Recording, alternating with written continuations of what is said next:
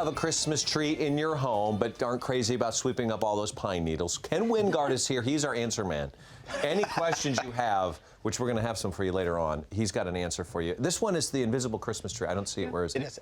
Because you're standing right next to it, because you're invisible when you stand next to it, so we can't see you. So I could put my invisible, move out of the way. See the tree. Invisible gifts underneath the invisible tree. There we go. Voila. That's something. Beautiful. And you know, it's also great, even if you don't mind the needles, in a modern place, in an apartment. You can do a small version, you can do a big, and you can really just use the Christmas items you already have and fishing line to create. So it's a great option. Or if you have your regular tree, Christina, I know you must have multiple trees around the house. I'm still cleaning up needles from last December. I'm telling you, it's true.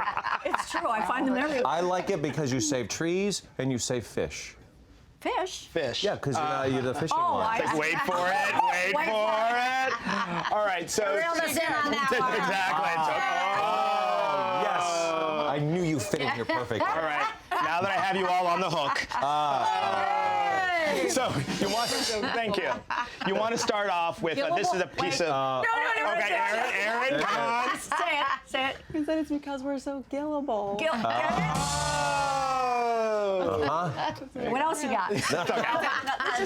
Go ahead. I'll save us all. Okay. So start with a piece of masonite. You could also use plywood or even a round bucket top from a big 5-gallon bucket. What you want to do is mark your center and then draw concentric circles every 1.5 inches, because usually Christmas balls are about 3 inches, so that'll give you room between the wire. To bring you back to 3rd grade, piece of string, a pencil, and draw your Some circle. of us, that may be back. Others, it's forward. To 3rd grade. Get it? He was insulting someone. I'm not sure who. Myself. Okay, all right. You know, you have to talk to me like I'm a 2nd grader. That's the only way I understand some of these complex. And then what you're going to do is go in and mark every 1.5 inches.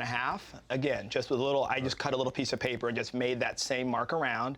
And then get a drill, a small bit. There we go.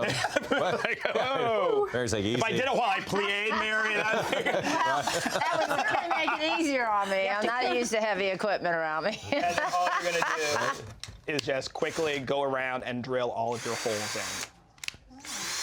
in. Man. And what that does is then you don't have to think about where you actually hang the string.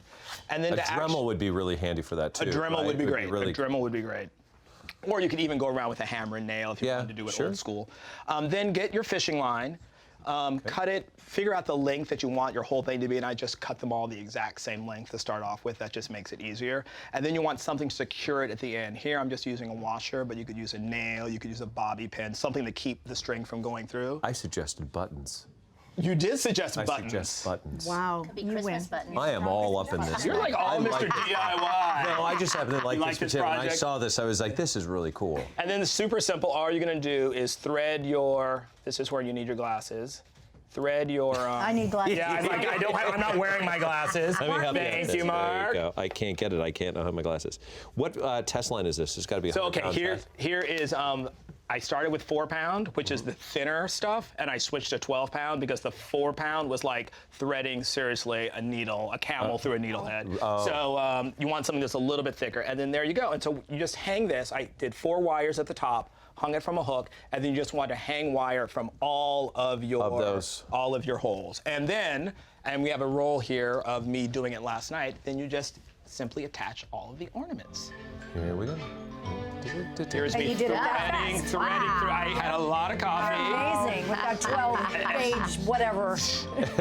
And then you just start, look, notice how it's getting darker and darker and darker and darker outside. How late were you? I noticed you started getting help there at the end. I'm going to be here till midnight. Was that a little elf named Dave? Little elf named Dave came in at the end and helped me out. So you're basically tying off your ornament to the bottom of each string. And then as you see there at the top, you're going to have where it's suspended and you've got all of your pieces. Okay, question, serious question.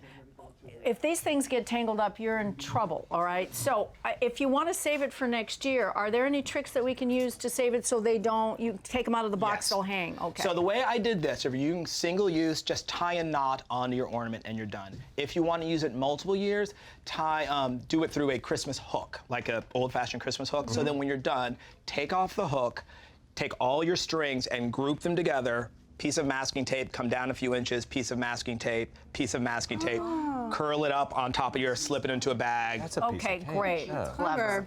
Great. I try. And then to finish it all off, all you need to do is, Removing. we have, see, this is how I did the Christmas hook up here instead of, and then you can just hang your little star at the very top.